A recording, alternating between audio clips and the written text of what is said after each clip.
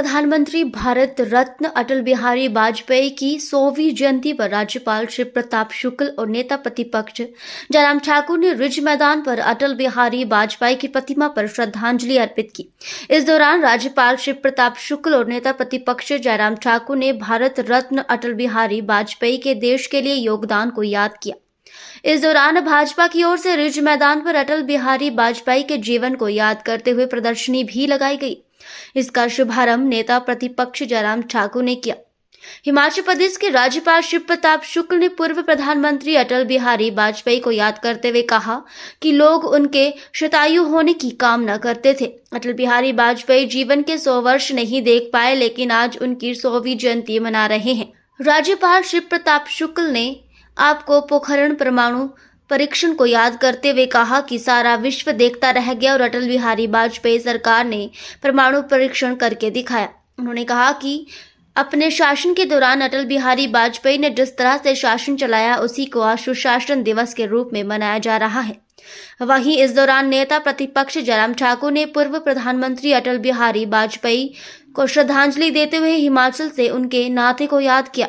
उन्होंने कहा कि प्रधानमंत्री होते हुए भी अटल बिहारी वाजपेयी हिमाचल आया करते थे। हिमाचल में उन्होंने घर बनाया। जयराम ठाकुर ने कहा कि अटल बिहारी वाजपेयी ने ही अटल टनल जैसी बड़ी सौगात लाहौल के लोगों को दी थी। जन्मदिन पर क्या संदेश? लोग कहते थे शतायु हो, अटल जी शतायु होकर के तो नहीं रहे, लेकिन आज हम उनके जन्म की शताब्दी मना रहे हैं। लेकिन शतायु हो इस नाते लोग कहा करते थे कि वह अपने 100 वर्ष के जीवन में समाज के लिए ऐसा कार्य करें कि वह उदाहरण बन जाए। श्रद्धेय अटल जी ने बिना 100 वर्ष पूरा किए ही भारत को वह उपलब्धि दे दी थी जिसको उन्होंने पोखरण में दिया। सारा विश्व ताकता रह गया, उसके बावजूद भी परमाणु परीक्षण उन्होंने कर करके दिखा दिया और पूरे विश्व को संदेश दिया कि भारत अपने शक्ति के आगे दूसरे की जबरदस्ती की शक्ति को स्वीकार नहीं करेगा। हम शांति के दूत हैं, लेकिन क्रांति निश्चित रूप से करना जानते हैं। यह उन्होंने सिखाया था। उन्होंने संपूर्ण देश में आर्थिक सुधार करने का काम किया। विपक्ष में रहते हुए भी हर पक्ष को लेकर के चलने का काम किया और इतना अच्छा शासन किया कि वह सुशासन दिवस के रूप में मनाया जाता है। आज हम उनको अपना श्रद्धा सुमन अर्पित करते हैं।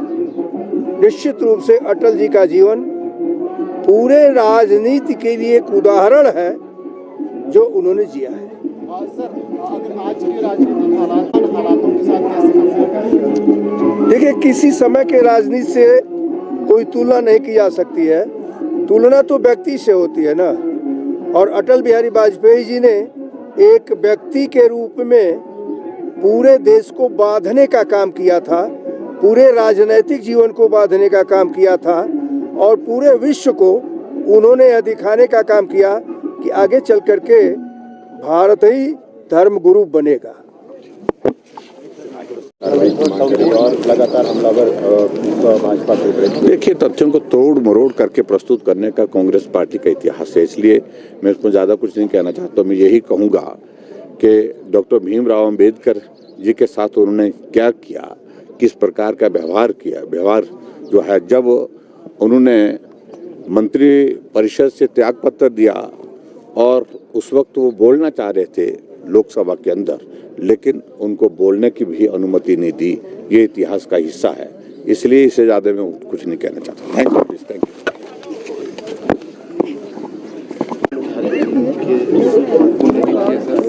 सुशासन दिवस मनाया जा रहा है, क्या संदेश है? किस तरह देखते हैं हिमाचल से अटल जी का नाता? अटल जी का जन्मदिन हम सुशासन दिवस के रूप में मनाते हैं और सुशासन दिवस के रूप में इसलिए मनाते हैं क्योंकि उन्होंने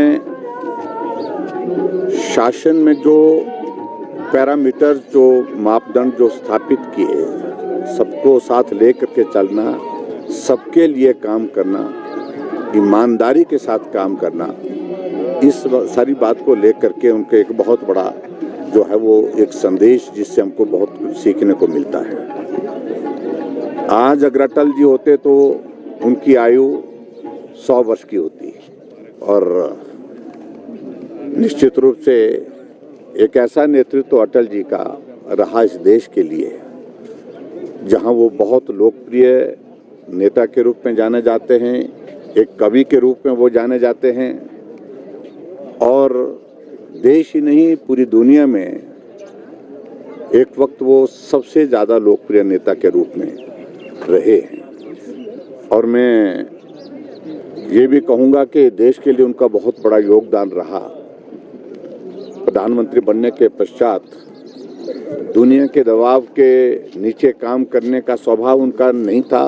परमाणु परीक्षण जो जिस प्रकार से उन्होंने किया, बहुत बड़ा दबाव है, उसके बावजूद भी उन्होंने सारे की परवाह नहीं की। कारगिल युद्ध हुआ तो उसमें अमेरिका ने कोशिश की थी कि भी आप आएं और आकर के हम आपस में मिल करके बात करते हैं, रास्ता निकालते हैं, लेकिन अटल जी ने साफ शब्दों में, दो टुक शब्दों में मना किया कि मेरे देश पर हमला हुआ है, जब तक मैं दुश्मन को एक एक को मार कर भगाऊं नहीं, तब तक के लिए सवाल ही पैदा नहीं होता किसी बात करने का। अटल जी का एक बहुत बड़ा योगदान इस रूप में भी रहा, जो प्रधानमंत्री ग्राम सड़क योजना की शुरुआत की, पहाड़ी राज्यों के लिए मैं समझता हूं कि वो एक वरदान के रूप में साबित हुआ है। जहां हिमाचल प्रदेश में लगभग आज 40,000 किलोमीटर सड़क है और 40,000 किलोमीटर सड़क में से 20,000 किलोमीटर से ज़्यादा प्रधानमंत्री ग्राम सड़क योजना का उसमें योगदान है। अगर प्रधानमंत्री ग्राम सड़क योजना नहीं शुरू होती तो देश के भी और हमारे हिमाचल प्रदेश के बहुत सारे गांव अभी तक सड़क के माध्यम से नहीं जुड़ पाते, क्योंकि स्टेट के पास इतना बजट का प्रावधान होता नहीं। उनके दिल में बसा था, जिसको वो अपना घर मानते थे और मानते ही नहीं थे, उन्होंने व्यवहारिक रूप से उसको स्वीकार किया। प्रधानमंत्री रहते हुए भी वो कुछ दिन निकालते थे और मनाली आकर के परीनी में ठहरते थे, कविताएं सुनाते थे हम सबको। हमको सौभाग्य प्राप्त हुआ उनके साथ वहाँ पर रहने का और उनकी कविताएं सुनने का, उनका संबोधन सुनने का, उनसे बातचीत करने का। हिमाचल प्रदेश के लिए उनका बहुत बड़ा योगदान इस रूप में भी रहा, जो इंडस्ट्रियल पैकेज मिला है, एक बहुत बड़ा वो भी एक योगदान। अदरवाइज अन्यथा हिमाचल प्रदेश में इंडस्ट्री आना बहुत कठिन काम था। तो उसके माध्यम से आज अगर एशिया का हमारा फार्मा हब जो सबसे बड़ा है तो हमारा बद्दी नालागढ़ में वो स्थित है, ये भी उनका एक बहुत बड़ा योगदान रहा है। अटल जी का एक बहुत बड़ा योगदान हिमाचल प्रदेश के लिए अटल टनल जो रोहतांग है वो भी रहा, जिसको हम कभी भूल नहीं सकते। लाहौल के लोगों के लिए जीवन बहुत कठिन था, आना जाना बहुत मुश्किल होता था। 5 महीने के लिए, 4 महीने के लिए वो दुनिया से कट जाते थे और अटल टनल बनने के पश्चात आज लाहौल के लोगों को आने जाने की सुविधा हुई और दुनिया भर का पर्यटक वहाँ जो आकर के उस टनल को देखने के लिए आता है, ये भी एक बहुत बड़ा उनका योगदान रहा। और एक कवि के नाते हमेशा जो कहते थे कि हार नहीं मानूंगा, रार नहीं ठानूंगा, काल के कपाट पर लिखता हूँ, मिटाता हूँ, गीत नया गाता हूँ, ये ऐसे बोल जो है वो हमेशा हमारे मस्तिष्क में घूमते रहते हैं, उनके बोल। और आज अटल जी का जन्मदिन है और स्वाभाविक रूप से उनको पूरा देश याद कर रहा है और देश के याद करने के साथ साथ हम उनको भावभीनी श्रद्धांजलि देते हैं। Thank you.